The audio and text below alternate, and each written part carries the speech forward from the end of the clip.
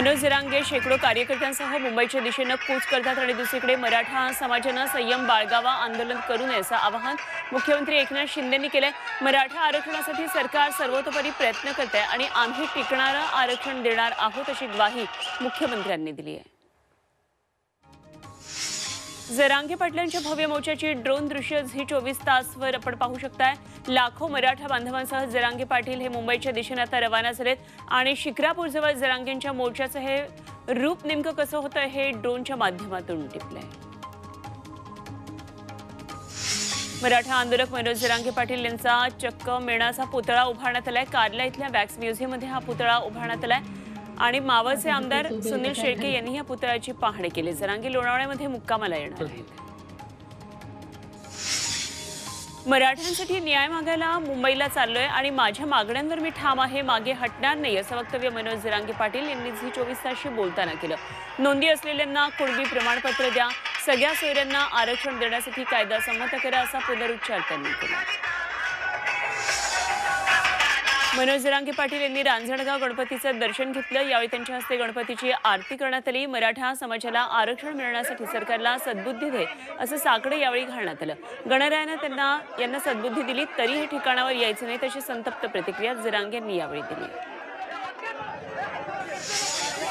मराठा आंदोलक मनोज जरांगे मुंबईच्या दिशेने आता रवाना झाले। त्यांच्या अवतीभोवती मराठा कार्यकर्त्यांचा मोठा गराडा असो। जरांगे सातत्यानं लोकांच्या भेटीगाठी घेत असल्यानं त्यांना जेवण गाडीच्या टपावरच करावं लागलं। जरांगेंना जेवणासाठी वेळ मिळत नसल्यानं गाडीच्या टपावर जेवण करत असल्याचं दिसलं। अहमदनगर जिल्ह्यामध्ये राज्य मागासवर्ग आयोगामार्फत मराठा सर्वेक्षण सुरू करण्यात आलं। त्यासाठी 11,300 कर्मचाऱ्यांनी नियुक्ती करण्यात आलेली आहे आणि सर्वेक्षणासाठीच्या ॲपमध्ये तांत्रिक अडचणी येत असल्यानं प्रत्येक कुटुंबाला बराच वेळ लागतोय। त्यामुळे हा सर्व्हे 31 जानेवारीपर्यंत पूर्ण होईल का याबाबत आता शंका आहे। मराठा आरक्षणाचा प्रश्न सोडवण्यासाठी राज्य मागासवर्ग आयोगाकडून सर्वेक्षण सुरू आहे। मात्र इंटरनेट अभावी सर्वेक्षणामध्ये प्रचंड अडथळे निर्माण होतात। पुणे आणि परभणीमध्ये मराठा सर्वेक्षणात तांत्रिक अडचणी आल्या। इंटरनेट अभावी सर्वेक्षणाची माहिती अपलोड करण्यात अडथळे येतात, त्यामुळे सर्वेक्षणाला विलंब होतोय।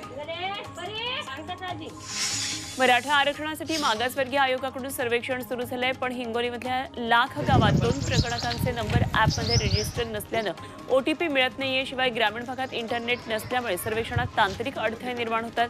अनेक ठिकाणी सर्वेक्षणाचं काम हे खोळंबलेलं आहे।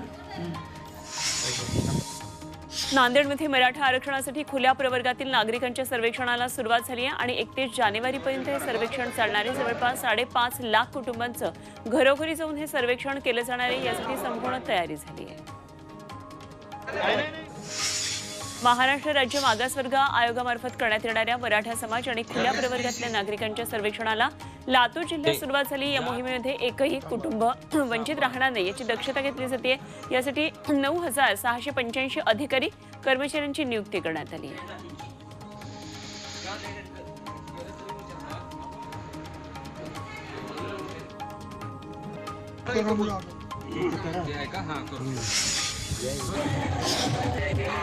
नाशिकच्या येवल्यातल्या हजारो मराठा बांधव आरक्षणाच्या मागणीसाठी मुंबईकडे रवाना झालेत। मराठा समाजाला आरक्षण मिळावं या मागणीसाठी मनोज जरांगे पाटील मुंबईकडे पायी रवाना झाले आणि या मोर्चामध्ये सहभागी होण्यासाठी मराठा बांधव मुंबईच्या दिशेने निघालेले। अकोल्यात महाराष्ट्र मागासवर्ग आयोगाच्या आदेशानुसार शहरी भागातल्या मराठा समाज आणि खुल्या प्रवर्गाचं सर्वेक्षण सुरू झालंय आणि त्यासाठी 1650 शिक्षकांची नेमणूक करण्यात आली। मात्र तांत्रिक अडचणीसह शिक्षकांची अनुपस्थिती यामुळे सर्वेक्षणात अडचणी निर्माण झाल्या।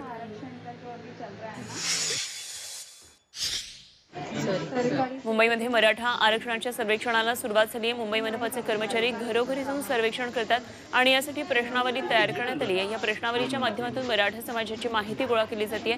पुढचे 7 ते 8 दिवस हे सर्वेक्षण सुरू राहणार आहे।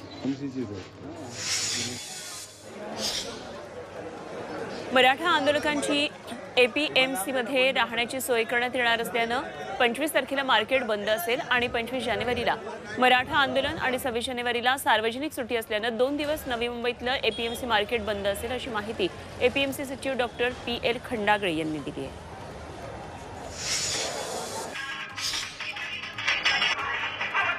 मराठ्यांना आरक्षण देण्याचा अधिकार हा राज्य सरकारला आहे असं देवेंद्र फडणवीस विरोधात असताना सांगत होते. मग आता ते आरक्षण का देत नाहीत असा सवाल नाना पटोलेंनी उपस्थित केला. या सरकारला मराठा आणि ओबीसी असा वाद निर्माण करायचा आहे अशी टीका त्यांनी केली. महाराष्ट्राचा मणिपूर करायचा आहे असा गंभीर आरोप पटोलेंनी केला.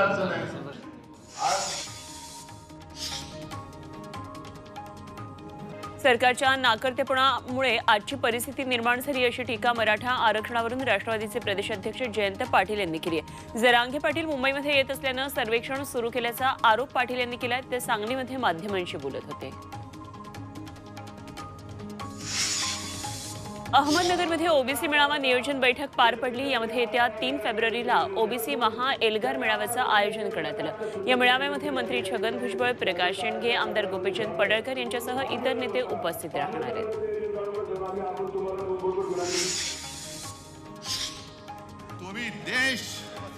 भाजप म्हणजे भेकड जनता पार्टी आहे. ईडी, सीबीआय यांचे घरगडी आहेत आणि आमची सत्ता आल्यास तंगड्या गळ्यात घालू असा इशारा उद्धव ठाकरेंनी नाशिकच्या सभेत पंतप्रधान नरेंद्र मोदी आणि भाजपला उद्देशून दिला.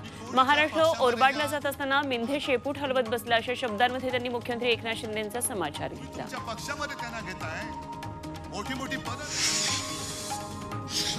नाशिकच्या अधिवेशनात भाजप मुक्त श्रीराम असा नवा नारा उद्धव ठाकरेंनी दिलाय. राम एका पक्षाची मालमत्ता नाहीये, नाहीतर आम्हाला भाजप मुक्त श्रीराम करावा लागेल असा इशारा ठाकरेंनी दिलाय. उद्धव ठाकरेंनी केलेल्या टीकेला मुख्यमंत्री एकनाथ शिंदेंनी प्रत्युत्तर दिलंय. लग्न एकाशी संसार, दुसऱ्याशी हनीमून, तिसऱ्याशी असा टोला मुख्यमंत्री एकनाथ शिंदेंनी उद्धव ठाकरेंना लगावला. जो राम का नाही वही किसी काम का नाही, रावणाची सत्ता कुणी उलटवली लोकांना चांगलंच माहिती असंही शिंदेंनी म्हटलंय. बोलणं त्यांना शोभत नाही. शिवसेना नसती तर अयोध्येत श्रीरामाची प्राणप्रतिष्ठा झाली नसती. शिवसेनेचे वाघ तिथे पोहोचले म्हणून पंतप्रधानांना प्राणप्रतिष्ठा करता आली असा हल्लाबोल संजय राऊतांनी केला. संजय राऊतांनी उद्धव ठाकरेंची तुलना प्रभू श्री रामचंद्रासोबत केली. मुंबईचे माजी महापौर किशोरी पेडणेकरांना मुंबई हायकोर्टानं दिलासा दिलाय. कथित बॉडी बॅग घोटाळा प्रकरणात पेडणेकरांना 14 फेब्रुवारीपर्यंत अटक न करण्याचे निर्देश हायकोर्टानं दिलेत. त्यामुळे तुर्तास पेडणेकरांवरील अटकेची टांगती तलवार टळली आहे. ईडीनं काही चुकीची कारवाई केली तर घाबरून जाऊ नये असं आवाहन आमदार रोहित पवार यांनी केली आहे. सुडाचं राजकारण बघता सध्या सर्व यंत्रणांवर प्रचंड दबाव आहे आणि तरीही ईडी चौकशीसाठी गेल्यानंतर पूर्ण सहकार्य करणार असल्याचं रोहित पवार यांनी म्हटलंय. साताऱ्यातल्या फलटणमध्ये अजित पवार गटाचे नेते रामराजे नाईक निंबाळकर यांनी भाजपचे आमदार जयकुमार गोरे, भाजपचे खासदार रणजित निंबाळकरांवर जोरदार टीका केली. निंबाळकर हे जयकुमार गोरेंचे पीए असल्याची हेटाळणी रामराजेंनी केली. तसंच आमची मतं नको असतील तर आम्ही नोटाला मतदान करू असा इशाराही त्यांनी दिला. महाविकास आघाडी आगामी लोकसभा निवडणुकांसाठी नव्या मित्रांना जोडण्याचा प्रयत्न करते. काँग्रेस स्वराज्य संघटनेसोबत चर्चा करत असल्याची माहिती संघटनेचे सर्वेसर्वा संभाजीराजे छत्रपतींनी दिली आहे. त्यामुळे संभाजीराजे स्वतः लोकसभेची निवडणूक लढवणार की मवियाला पाठिंबा देणार याबाबत उत्सुकता वाढली आहे. मुख्यमंत्री एकनाथ शिंदे हे सध्या 2 दिवसाच्या सातारा जिल्ह्यातल्या त्यांच्या दरे या गावी आलेत. 25 तारखेला होणाऱ्या गावातल्या उतेश्वर देवाच्या यात्रेसाठी ते गावी आलेत आणि या भागातील विकास कामांची त्यांनी पाहणी करणार आहेत. बाळासाहेब ठाकरेंच्या जयंतीदिनी ठाकरे गटाला आमदार नितेश राणेंनी जोरदार धक्का दिला. ठाकरे गटाचे वैभववाडीतले आजी माजी नगरसेवक आणि पदाधिकाऱ्यांनी शेकडो कार्यकर्त्यांचा भाजपमध्ये प्रवेश केला. राणेंच्या कणकवलीतल्या ओम गणेश निवासस्थानी हा पक्षप्रवेश करण्यात आला. आमदार नितेश राणे यांनी कार्यकर्त्यांचं स्वागत केलं. माजी मुख्यमंत्री पृथ्वीराज चव्हाण साताऱ्यातून लोकसभा निवडणूक लढण्याची चर्चा रंगतीये. पुण्यामध्ये काँग्रेसच्या बैठकीआधी पत्रकार परिषदेत या संदर्भातला प्रभारी चन्नीथला यांना प्रश्न विचारण्यात आला. यावेळी पृथ्वीराज चव्हाणांनी पत्रकारांसमोर हात जोडले. तर पृथ्वीराज चव्हाण कुठूनही निवडून येऊ शकतात अशी प्रतिक्रिया चन्नीथला यांनी दिली. पृथ्वीराज चव्हाण जी महाराष्ट्र में कोई भी डॉक्टर उल्हास पाटील यांच्या भाजप प्रवेशाबद्दल माहिती नाही. मात्र सर्वात मोठे अनपेक्षित राजकीय भूकंप पुन्हा महाराष्ट्रात होणार असल्याचा इशारा भाजपचे मंत्री गिरीश महाजन यांनी पुन्हा दिलाय. जळगावमधल्या मुळजी जेठा महाविद्यालयाच्या मैदानावर 15,000 स्क्वेअर फुटांची प्रभू श्रीराम आणि पंतप्रधान मोदींची रांगोळी साकारण्यात आली. या ठिकाणी महाजन बोलत होते. गोविंदगिरी महाराजांनी केलेल्या वादग्रस्त विधानामुळे वाद होण्याची शक्यता आहे. छत्रपती शिवाजी महाराज संन्यास घेणार होते असं वादग्रस्त विधान गोविंदगिरींनी केलं होतं. मात्र महाराज संन्यास घेणाऱ्यांच्या विरोधात होते आणि याचे पुरावे असल्यानं गोविंदगिरी धादांत खोटा इतिहास सांगत असल्याचं इतिहास संशोधक इंद्रजित सावंत यांनी म्हटलंय. गुवाहाटीमध्ये भारत जोडो न्याययात्रेदरम्यान पोलीस आणि काँग्रेस कार्यकर्त्यांमध्ये झटापट झाली. शहरात प्रवेश नाकारल्यानं काँग्रेस कार्यकर्ते आक्रमक झाले. कार्यकर्त्यांनी बॅरिकेड्स हटवण्याचा प्रयत्न केला. त्यानंतर पोलिसांनी काँग्रेस कार्यकर्त्यांवर लाठीचार्ज केला आणि दरम्यान गर्दीला भडकावल्याचा आरोप करत राहुल गांधी यांच्या विरोधात गुन्हा दाखल करण्यात आला.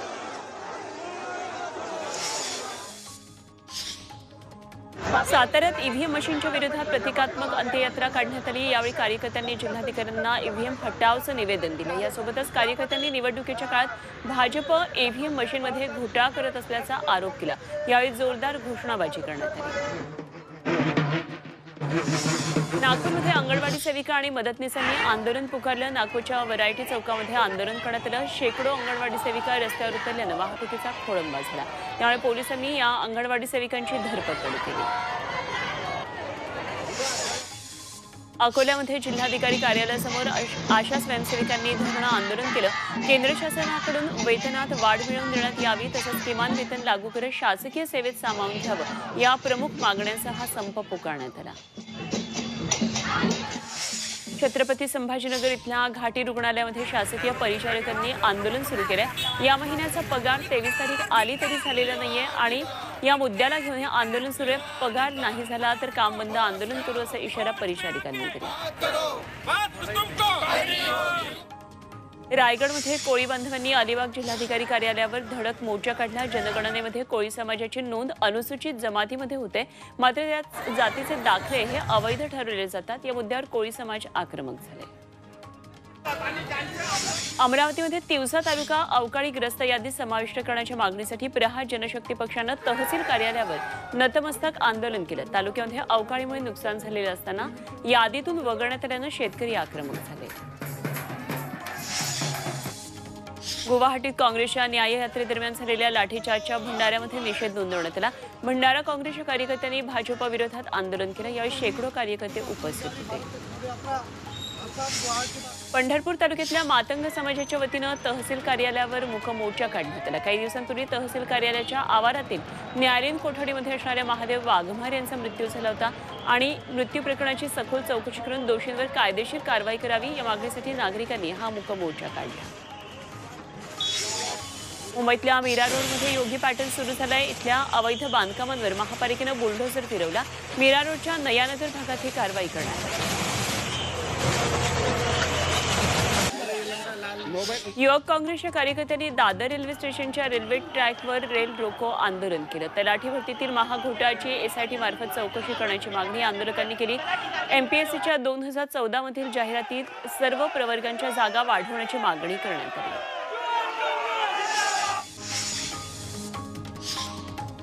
मोदी सरकारनं मोठी घोषणा केली आहे. बिहारचे माजी मुख्यमंत्री कर्पूरी ठाकूर यांना देशातला सर्वोच्च नागरी पुरस्कार भारतरत्न जाहीर करण्यात आला. कर्पूरी ठाकूर यांची यंदा शतकोत्सव जयंती आहे आणि त्यांच्या जयंती दिनाच्या आधीच त्यांना मरणोत्तर भारतरत्न जाहीर करण्यात आला. कर्पूरी ठाकूर यांनी आदिवासी आणि दलितांसाठी केलेल्या कार्याचा सन्मान करण्यात आला.